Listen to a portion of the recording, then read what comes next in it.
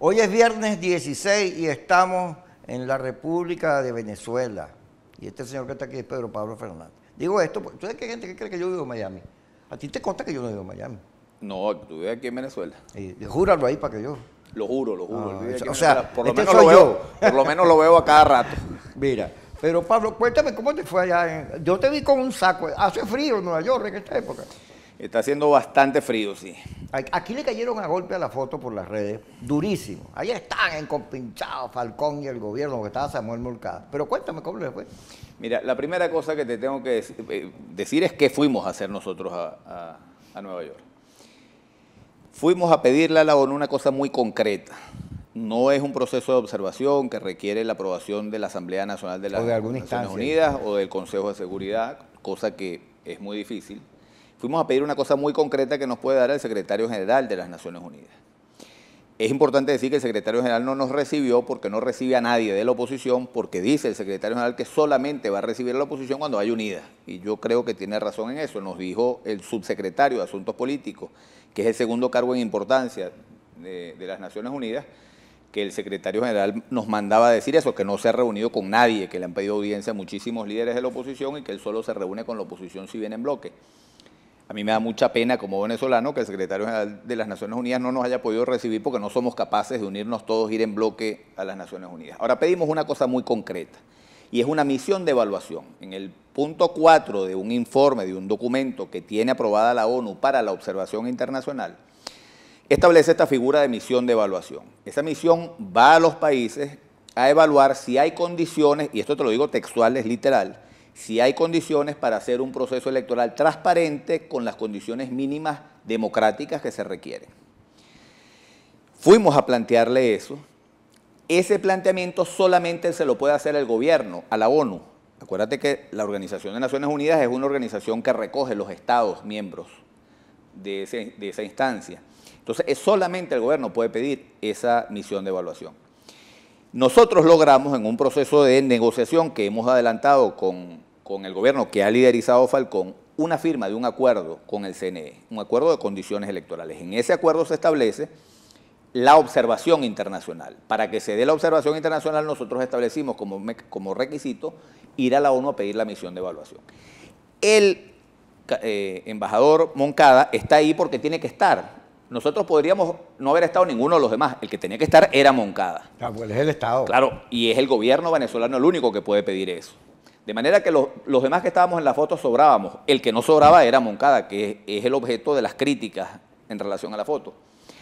Y Moncada yo lo vi sentado ahí frente a la representación de la ONU diciendo el gobierno de Venezuela sí pide que la ONU mande una misión de evaluación. ¿Tú te imaginas, Kiko, lo que significa que la ONU mande hoy una misión de evaluación para que hagan un examen de cuáles son las condiciones que se están dando? Señalabas, para cortar el paso a la gente que nos está viendo, que lo clave de esta misión es que podría recomendar cambiar la fecha porque no da tiempo. Y el gobierno estaría obligado... Voy al punto que te lo comentaba antes de empezar el programa.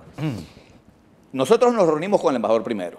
Voy a utilizar este programa para contar el chisme completo. Claro, mataste periodista. Tú eres... Porque tú me ves como con la alcaldía, la cosa y la peleadera por la alcaldía, pero soy periodista. Los periodistas son todos muy chismosos. Pero voy a... Gracias a Dios. Voy a contar infidencias, detalles de la reunión. Detalles de la reunión. Primero nos reunimos con el embajador. Y nos reunimos con el embajador para hacerle el planteamiento. Nosotros, para cumplir el acuerdo que se firmó en el CNE, nosotros estamos peleando por el cumplimiento del acuerdo que firmamos. Todos los partidos estamos participando junto con el gobierno, el candidato de la oposición y el candidato del gobierno. ¿Para qué firmamos un acuerdo? Para que podamos hacer unas elecciones con las condiciones democráticas que garanticen un proceso limpio y transparente. Ese es el camino que tenemos nosotros. Y es el camino que hemos escogido porque es el camino que nos garantiza la paz. Es el camino que le garantiza al 75% de este país que quiere manifestarse en contra del gobierno la posibilidad de hacerlo en un proceso transparente. Entonces hablamos primero con el embajador, le dijimos nosotros vamos a hacer este planteamiento ante la ONU. ¿El gobierno está dispuesto a hacer este planteamiento frente a la ONU? ¿Sí o no? Si es no, ustedes no están cumpliendo con el acuerdo que firmamos. El embajador dijo no, sí, yo estoy dispuesto a hacerlo. Fuimos con el embajador y lo solicitó formalmente frente a la ONU. Después de una larga conversación, donde todo el mundo intervinieron los representantes de la ONU, intervinimos nosotros, el subsecretario de Asuntos Políticos termina diciendo: yo quiero hacer 3 preguntas concretas al embajador. Una, ¿ustedes están dispuestos a formalizar la petición de que la ONU vaya en una misión de evaluación? El embajador dice sí. 2, estas 3 preguntas indican lo claro que está el hombre. ¿No? Dice: 2, el informe que va a presentar la misión de evaluación es un informe confidencial que se lo entrega la misión al gobierno. Eso no nos interesa a ninguno, a nosotros lo que nos interesa es un informe público. Que salga. Y lo entiende, este señor norteamericano entiende perfectamente lo que está preguntando. Le dice: ¿ustedes están dispuestos a comprometerse aquí a hacer público ese informe? A que el informe no sea un informe privado al gobierno, sino hacerlo público. El embajador responde sí. Y viene la tercera pregunta y le dice: ¿usted está consciente y su gobierno están conscientes que esa misión de evaluación puede, una vez evaluado todo, determinar que las elecciones tienen que posponerse para poder garantizar el proceso transparente y que se le van a establecer una serie de condiciones? El embajador dice sí. El hombre volteó y vio a los demás como diciendo: bueno. Es decir, que viene una misión de observación. Ahora te quiero decir, yo soy el más escéptico de todos. Los que estábamos ahí, hay una actitud bastante optimista. Yo soy escéptico. ¿Por qué soy escéptico? Yo percibí claramente que la ONU no se quiere involucrar en un asunto de Venezuela mientras la oposición no esté unida. Sí, para la ONU se le hace muy difícil mandar una misión de evaluación cuando hay sectores de la propia oposición que le dicen a la ONU: no vengas. Claro, hicieron una marcha el mismo día que ustedes se fueron. Claro, ahora, ¿cómo le van a decir no vengas? O sea, ¿cómo le vamos a decir a la ONU no vengas? Yo dije ahí en la reunión una cosa, yo le dije a los representantes de la ONU, dije: la oposición está dividida en 2, es cierto que estamos divididos. Hay unos que están apostando a la salida a partir de la abstención. La salida a partir de la abstención, ¿qué es lo que significa? Bueno, nos abstenemos para deslegitimar al gobierno y para una crisis, para un lío. Para generar una crisis. Y esa abstención que suponen que va a deslegitimar al gobierno, bueno, va a desembocar entonces en una situación de crisis que termine saliendo del gobierno. Esa crisis siempre va a traer consecuencias negativas, violencia. Mínimo unos tiritos. Mínimo. Por cierto, los que están pensando que esa vía puede producir resultados, yo quiero que vean el espejo en Nicaragua. En Nicaragua hace 2 años, Daniel Ortega fue un proceso electoral, la oposición no quiso participar para deslegitimar a Daniel Ortega y tiene 2 años Daniel Ortega gobernando sin ningún problema. Porque tú no deslegitimas al gobierno cuando te abstienes. Porque si nosotros nos abstenemos, el gobierno va a ganar 5 millones de votos a 0. Tú deslegitimas al gobierno cuando te movilizas, cuando activas, cuando movilizas a la gente en la calle. Como hizo Toledo. Claro, como hizo Toledo en Perú. Buen ejemplo, Toledo en Perú participó en un proceso electoral, Fujimori hizo trampa. Hicieron trampa y entonces, te fregaste. Y cayó Fujimori al rato. ¿Pero por qué? Porque Toledo movilizó, no se abstuvo. Si Toledo se hubiera abstenido, todavía estaría Fujimori. Tú sabes que nosotros compartimos que la abstención no sirve para absolutamente nada. Ahora, te termino el tema de la ONU. Ya va. Vamos a ir al corte para que dejemos la cosa en suspenso y ya regresamos con Pedro Pablo Fernández aquí en Quicos.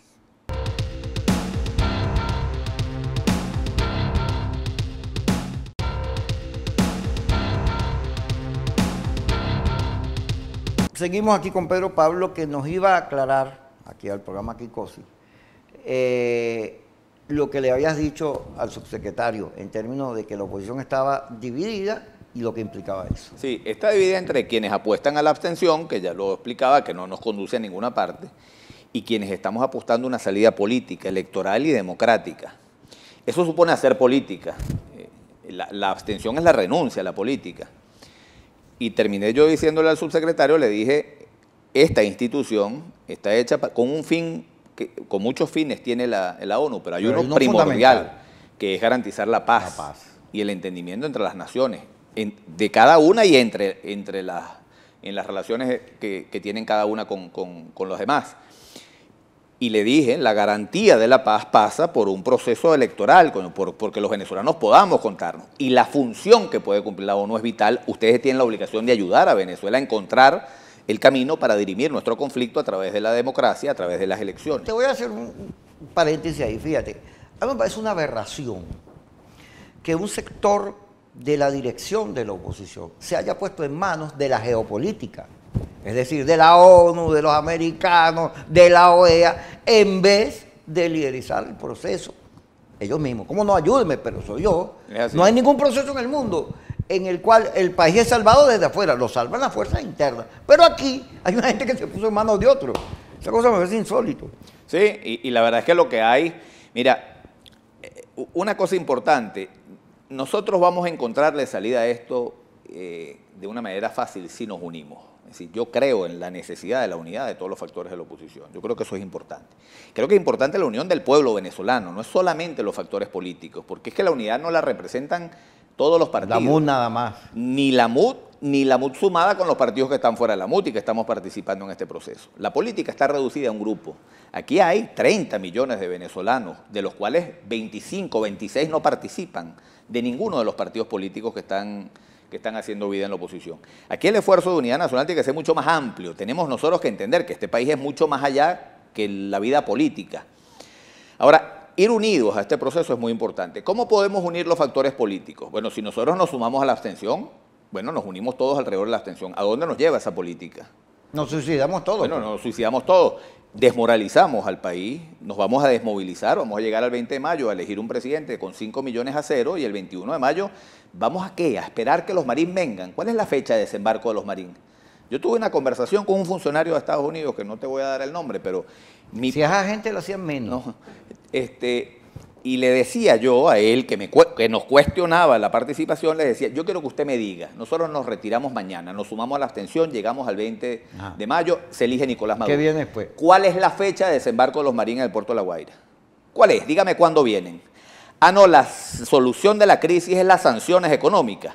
Bueno, déjeme decirle, señor, yo vivo en Venezuela, usted no. Yo estoy sufriendo los niños que no pueden comer, las madres que no tienen cómo alimentar a sus hijos. Gente que se está muriendo en los hospitales por falta de medicina. Bueno, esas sanciones económicas van a poner la situación más gravísima, todavía más fea. Ahora yo quiero que usted me diga cuál es la fecha de caducidad del régimen. ¿Cuál es la fecha en la que las sanciones económicas van a producir el cambio de gobierno? Dígame usted. Te tiro un detalle. Te digo más. Lo que le dije, en Cuba ustedes tienen 70 años imponiendo sanciones económicas y hasta el régimen de Fidel Castro, pero es que en Irán impusieron sanciones económicas por 15 años, levantaron las sanciones, ahí está el régimen de Irán y levantaron las sanciones y no pasó nada. No lo movieron. Entonces, a mí no me digan que la abstención nos va a resolver el problema porque no nos lo resuelve mágicamente. Pero fíjate, los que apuestan a la abstención, un sector de ellos, el más radical, pensaba y siempre ha pensado que la crisis, la calle, las bombas, las cosas, activan a las Fuerzas Armadas que salen en defensa del pueblo y da un golpe de Estado y tumba a Maduro. Bueno, resulta que el señor Rodríguez Torres lo agarran mezclado en una cosa de esa. A él y a otros más. Me dicen a mí que han seguido las detenciones. Ayer detuvieron dos y Nisme señaló que Alexis López, que fue aquel que renunció porque no estaba de acuerdo con la ANC, ¿te acuerdas? Lo están buscando porque era el jefe de la conspiración. Pero en las redes, esos mismos radicales que le prenden vela al golpe de Estado, le caen encima a Rodríguez Torres porque bien hecho, porque tú eres un bicho malo, tú torturaste y no sé qué cosa. Es, Kiko, el mar de la contradicción. Una cosa que tiene Falcón que para mí es importante es la coherencia. Tú sabes que Copey apoyó a Falcón nosotros postulamos a Falcón 8 minutos antes de que cerrara el proceso de postulación. Nosotros nunca apoyamos a Falcón, nosotros estábamos buscando un candidato de consenso y trabajamos por construir una candidatura de consenso. Hablamos con Claudio Fermín, hablamos con Lorenzo Mendoza, hablamos con todos los sectores, con todos los candidatos, con toda la gente que pudimos hablar. Nosotros terminamos postulando a Henry Falcón 8 minutos antes de que cerrara el proceso, porque era el candidato que se había postulado por parte de la oposición. El que quedaba. Y al que se hubiera postulado lo hubiéramos apoyado. Yo apoyé a Manuel Rosales y me recorrí el país en esa campaña. Yo fui nombrado por Capriles jefe de campaña en Portuguesa. Nadie quería asumir la campaña en Portuguesa porque ese es el estado más chavista, o era en ese momento el estado más chavista del país, con los mejores resultados para el chavismo, y me mandaron a mí, me fui 3 meses, dejé a mi familia 3 meses enteros y me fui a Portuguesa a trabajar por Enrique. De la misma forma voy a trabajar por Henry Falcón, porque yo creo que a este gobierno hay que sacarlo y hay que sacarlo en el escenario donde somos más fuertes que en el escenario electoral. Pero hay unos copellanos que dicen que tú estás actuando fuera del partido, que Copey no está apoyando a Falcón sino tú, y una mafia, una cosa, qué sé yo. Tú sabes que es un tema curioso, porque el 90% del partido está con Falcón claramente, presidente, secretarios generales de los estados y los municipios. Aquí está todo el mundo activado en la campaña de Falcón. El que aparece siempre argumentando que yo estoy actuando motu propio es el presidente del partido. El presidente del partido... Que es del Delta. Que era presidente del Delta, es la figura que preside una junta ad hoc que nombró el Tribunal Supremo de Justicia. El Tribunal Supremo de Justicia, en un proceso de disputas que hay en Copey, absurdo, que nadie entiende, ha venido dirimiendo sus diferencias en el TCJ. El TCJ nombró una junta ad hoc. Errática, porque te pusiste en manos de otro. Absolutamente. Pues, igualito. Absolutamente. Ahora, el Tribunal Supremo de Justicia nombró una junta ad hoc que preside Pedro Urrieta. Pedro Urrieta, que nadie lo eligió presidente del partido, sino que fue designado por el Tribunal Supremo de Justicia, pretende que yo me voy a someter, que el partido se va a someter a su directriz, cuando el partido en un 90% está apoyando a Henry Falcón y lo vamos a seguir haciendo. Por supuesto que la directriz que fije un dirigente del partido muy querido, por cierto, yo le tengo mucho aprecio, pero él no lo eligió nadie, él no me va a imponer, no le va a imponer al partido una decisión cuando el partido mayoritariamente está por otro camino. Ahora, nosotros apoyamos a Falcón a última hora, pero yo lo apoyo con todo entusiasmo, por una razón, además, que creo que Falcón tiene una característica muy importante. Déjala allí para dejarla en suspenso, la razón fundamental por la cual Pedro Pablo apoya a Henry Falcón. Ya regresamos.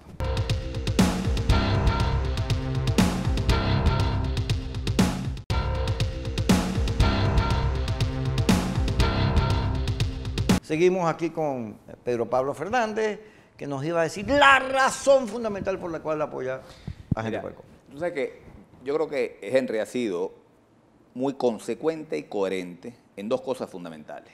Una, el llamado a la unidad nacional. Cuando uno revisa a Henry, incluso desde que era chavista, que los chavistas lo acusaban de chavista light, porque Henry siempre ha tenido una posición de mucha ecuanimidad, además, y de mucha... Henry tiene varias cosas, siendo chavista y candidato del chavismo, nunca llamó escuálidos ni con ningún otro peyorativo a la oposición. Patria, socialismo, muerte. No jamás pronunció la frase de patria, socialismo, muerte, que es una frase absolutamente, bueno, atrabiliaria.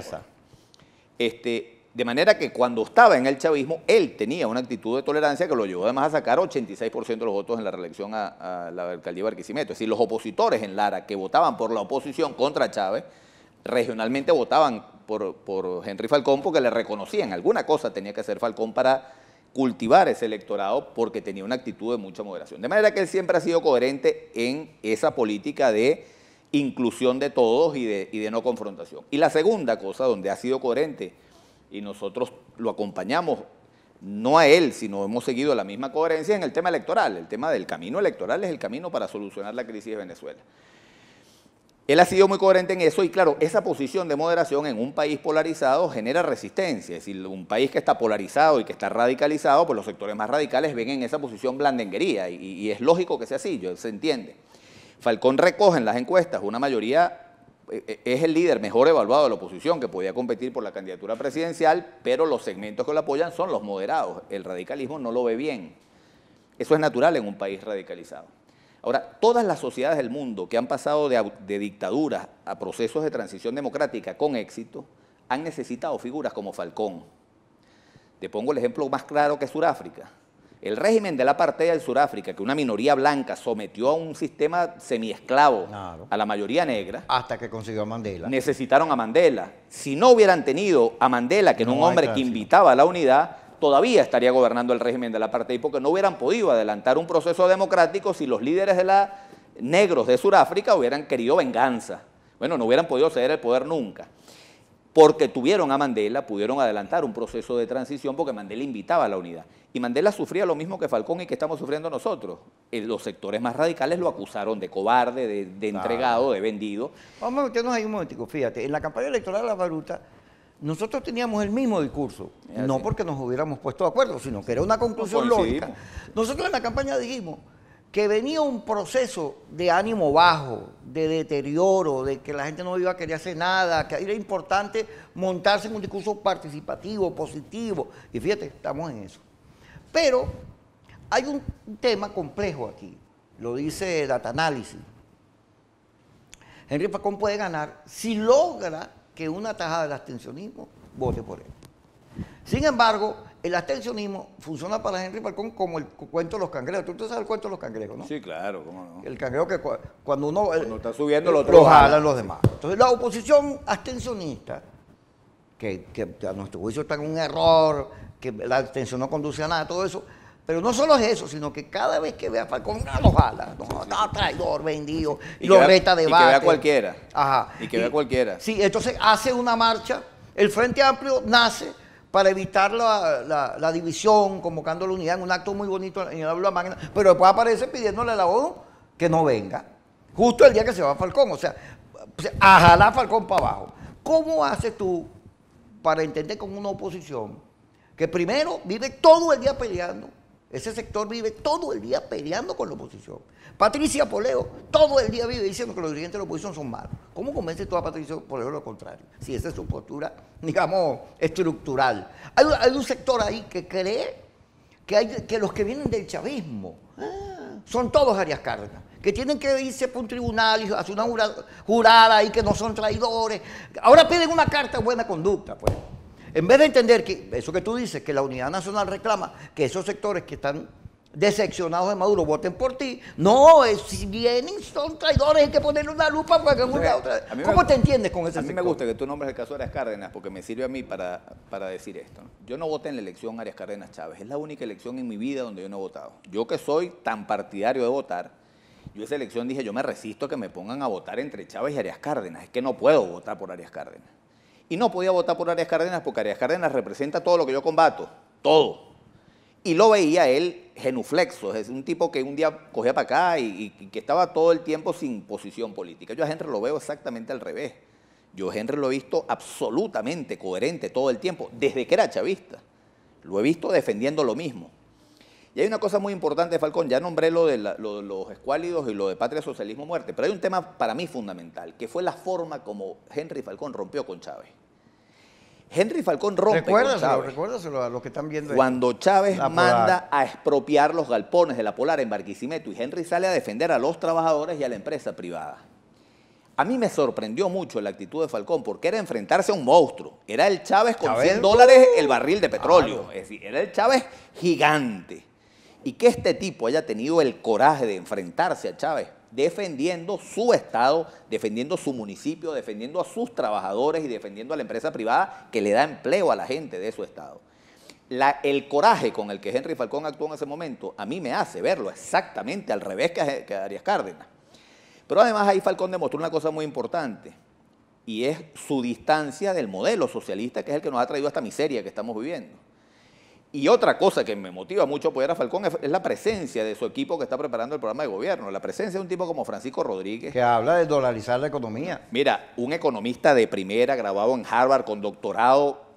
Yo creo... Pero volviendo a la pregunta, fíjate, Henry Falcón perdió en Lara porque hay un sector de la oposición que no votó por él, por el debate que se dio en las primarias. Pero no votaron por él no solamente. En las primarias todo el trabajo fue deliberado para acabar con Henry Falcón. Porque la oposición actúa con mucha mezquindad, es el cuento de los cangrejos, que Kiko no lo explicó, pero un pote de cangrejos venezolanos muy curioso, donde un cangrejo cada vez que va a salir, los otros cangrejos lo jalan hacia abajo, y eso ha pasado con todos. Es la mezquindad, si no es el candidato mío no puede ser ninguno. Tú ves posiciones de algunos partidos que dicen, si me habilitan a mi candidato sí participamos. Y tú dices, bueno, Lorenzo Mendoza, si hubiese sido Lorenzo, había condiciones, claro, había todo. Pero digo, hay partidos políticos que dijeron durante todo, y que lo siguen diciendo, si a mí me habilitan a mi candidato, nosotros participamos. Es decir, el problema no son las condiciones, el problema es que el candidato no es el mío. Y yo me consigo que hay gente que me dice, a mí no me gusta Henry Falcón. Y yo eso no lo puedo entender de un adulto, y se los digo. Le digo, mira, yo llegué un día a mi casa y mi hija, que estaba loca por ir por una piñata, de repente me la encuentro llorando y dice, mi mamá me está obligando a ir con esta ropa y a mí no me gusta la ropa. Y le digo, bueno, tienes que ir con esa ropa. Y me dice, entonces no voy, porque a mí no me gusta la ropa.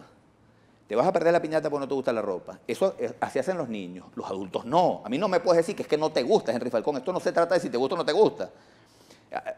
A nadie le gusta, si nosotros no le gustamos a todo el mundo. Hay mucha gente que no le gusto yo, hay mucha gente que no le gusta tú, hay mucha gente que no le gusta María Corina, hay mucha gente que no le gusta Capriles. El tema no es si nos gusta, el tema es que tenemos que escoger si el país continúa 6 años más en manos de Nicolás Maduro y su equipo económico, o si el país podemos darle un vuelco, elegir a Henry Falcón y un equipo económico que va a producir un cambio. Una última pregunta, porque ya estamos al final, Pedro Pablo. Fíjate, los analistas, esos señores que estudian politología, sociología, antropología y todo lo que termine en IA, han llegado a la conclusión que en los escenarios, el primer escenario, es más, lo dijo ayer el secretario general de la OEA, dice, estamos en un escenario, el primero es que Maduro gobierne 6 años más. Es el primero, que Maduro gane la elección. El que diga que ese no es el primer escenario es un mentiroso. El segundo escenario es que gane Falcón, fíjate. El tercer escenario es que la abstención produzca un golpe de Estado, una invasión, una cosa. Y el cuarto escenario es que la crisis genere una cosa que sabrá Dios cuál es, ¿no? Pero el primero es que gane Maduro. Y no puede ser que frente a la posibilidad de que gane Maduro, tú digas, bueno, vamos a ver. Vamos a ver qué pasa aquí, ¿no? Va a esperar a ver. Sí. Yo te cierro con una... nosotros en la Guerra de Independencia hubo un momento muy difícil para el Libertador, que estaba en el Arauca con José Antonio Páez y venía persiguiéndolo un ejército de Morillo muy superior al ejército Libertador. Y Bolívar andaba corriendo con el ejército de Morillo atrás. El ejército Libertador tenía 150 jinetes al mando de Páez y el otro tenía 1.100 jinetes al mando de Morillo. Va a hablar vuelvan cara. Páez arranca, le dice al Libertador, yo me ocupo de ganar esta batalla, y Páez arranca con sus 150 jinetes, le pasa por enfrente a los realistas y le saca la lengua. Y los realistas salen atrás, 1.000 jinetes detrás de Páez. El Páez lo fue llevando, y en un momento va con los 150 jinetes, con 1.000 jinetes atrás, y les grita, vuelvan cara. Y voltean los jinetes en un momento estratégico y el desconcierto de los realistas hizo que al final salieran todos en desbandada y terminó Páez derrotando la caballería realista en una de las batallas épicas más importantes por el significado y por la lucha desigual que había. Este es el momento para decirle a la gente, vuelvan cara. Los sectores de la producción, los rectores, los partidos políticos, el liderazgo, la conferencia episcopal, si todos gritamos en este momento, vuelvan cara. Se acabó esta película porque nosotros tenemos capacidad de construir una mayoría de 10 millones de votos a 5, que es lo que ellos tienen. Con esa mayoría este gobierno se acabó. Si pretende hacer un fraude, ese fraude no le dura 24 horas.